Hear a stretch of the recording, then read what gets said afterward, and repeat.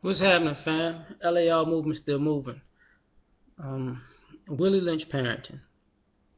Um, my homeboy likes to say, it's a theory. It's not a person. So make sure people you say try to say Willie Lynch theory.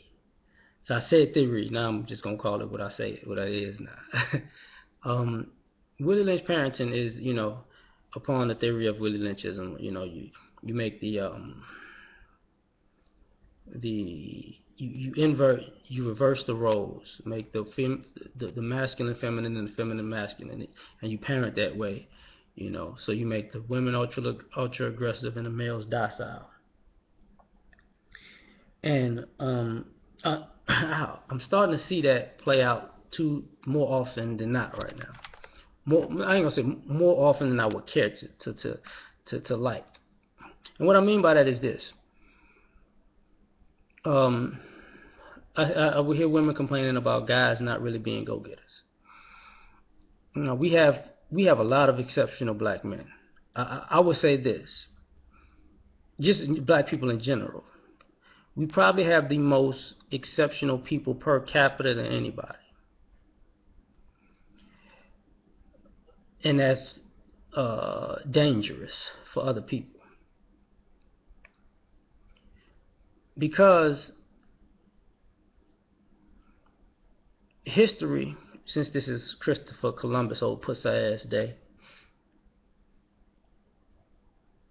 history has shown usually they wipe out races. The Native Americans tried to wipe them out completely. You'll hardly see any Native Americans around.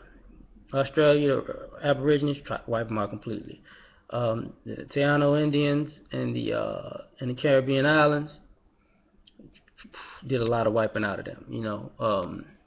Central America, South America, a lot of killing and raping and pillaging and mixing people up, and some of those people are confused about their ethnicity to this day.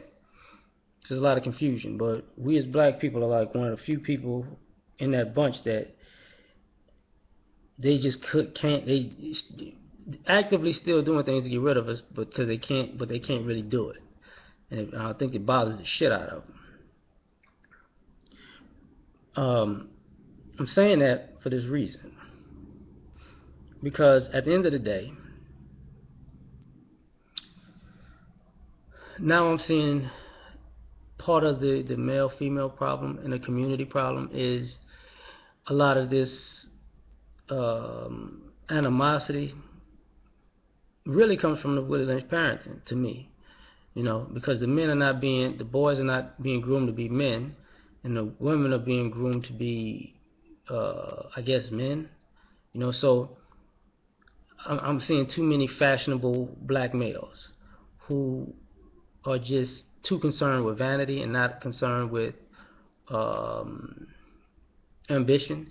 And I see a lot of black women who are very concerned with ambition, but their feminine aspect of them have them stuck in vanity. So it's like it's a stagnated process.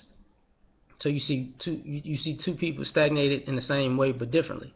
The boys want to be vain, but then they feel some type of way because they're not living up to what they know a man should be, and the women want to be powerful, but you can't be a princess and a queen without a king that is powerful. So you feel some type of way that you don't have that that that powerful man to lean on. And I think it all stems from, once again, the parenting. Because I remember coming up, and I see this more and more often, that the boys, if you don't subscribe to being docile, families will throw you out to the wilderness. Like, you on your own. Like, if you don't, and I hate to say this, but this is how it looks to me. Hopefully I'm wrong, but this is how it looks to me. That if you're not doing dumb shit,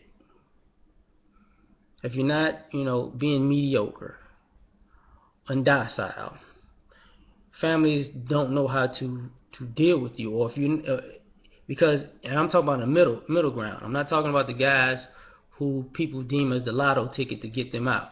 I'm talking about the guys who just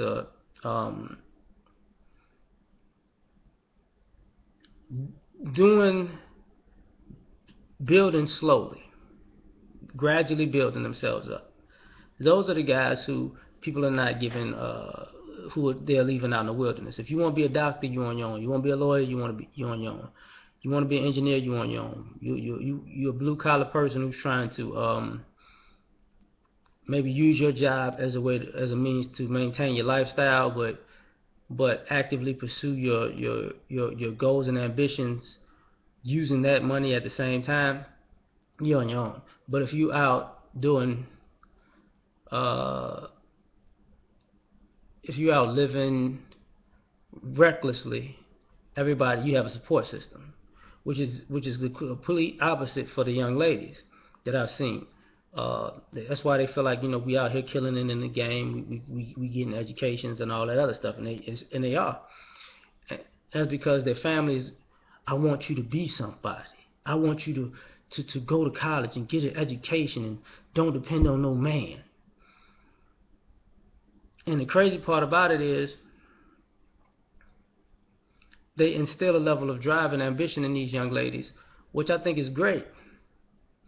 But I think the way they do it is that Willie Lynch way, where you tell them not to depend on men while you're actively sabotaging the men, the boys that will be the men that they date. So when we have the situation where the animosity comes in, where two people around the same age are hard pressed to get along, nobody ever looks at the root cause of how were you parented. Now, you could say part of the Willie Lynch thing is part of the single mother model, that the mothers will do this because they're the first teachers, and then people will say, well, the fathers aren't there, and then people will interject about feminism and the family court system, which we can see is it plays out the way it does. But ultimately, the parenting scheme of it is not just the mother and father.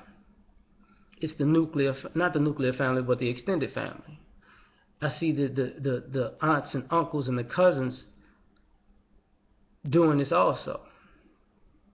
You know what I mean? Like, I remember young ladies that graduate, to throw parties for them.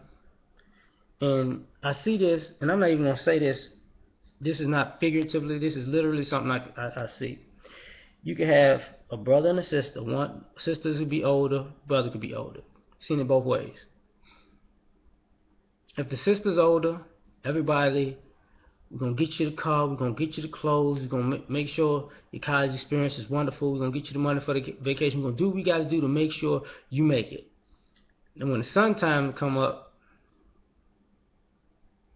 you're a grown man. You're on your own. So you left him out in the wilderness. Now the son could be older, and they could say, look, you got to do X, Y, and Z. And the son could be bullshit. And the family will be, it's okay, it's okay. He's going to grow up eventually. But the daughter, she can't be bullshitting like that. You have to get A's and B's. There is no excuse that you can't do this, so they own her ass. So the level of belief, discipline, order, structure, expectation is a problem. Because when you expect greatness from your daughters and expect mediocrity from your sons, and you wonder why the community looks the way it does, is because of the parenting. And the craziest part about that is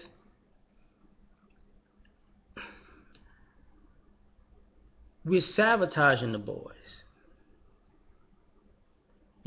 That's we already know the school system and the educational system will sabotage the boys. We already know the family court structure will sabotage the boys.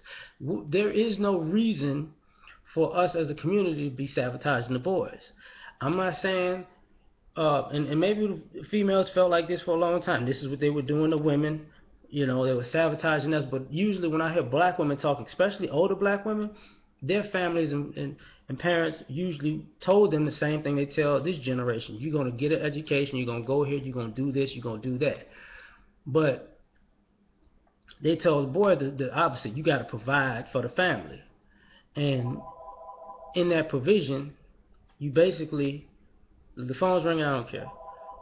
You basically sabotage them from growing to be a future great person to provide, to be somebody to lean on. So the problem at the end of the day is not when it comes to relationships, when it comes to building a family, when it comes to building a community. And see, all of this starts with the relationships. We sabotage the male-female relationship by the way we raise the kids. So by the time they become adults, you have men who are really about some shit that you left behind. And what I mean by left behind is you left them in the wilderness. They had to fend for self. So when they come back, you send them out, you send some out into the wilderness, and they get slaughtered. You know, kind of like the kids on 300. You know, that's why there are black men who are great men, because they were sent out to the wilderness and they thrived. And then there were others who sent out to the wilderness and just got slaughtered. They just couldn't manage. So you got broken guys coming back, and then you got guys who just are gargantuan, like, look, I can do anything. And you have, but they may be a little bit more reserved than the young ladies that y'all have supported, and she feels like she could do anything. And they can't mix that energy of the guy in the will who actually had to do it a harder way when she was supported, because it has become a competition. And part of that Willie Lynch parenting has made the men and women compete with each other. And we as a community have a problem with that, because see, here's the thing. You're supposed to win with your team, but your team can't win if you're competing with each other. It doesn't work.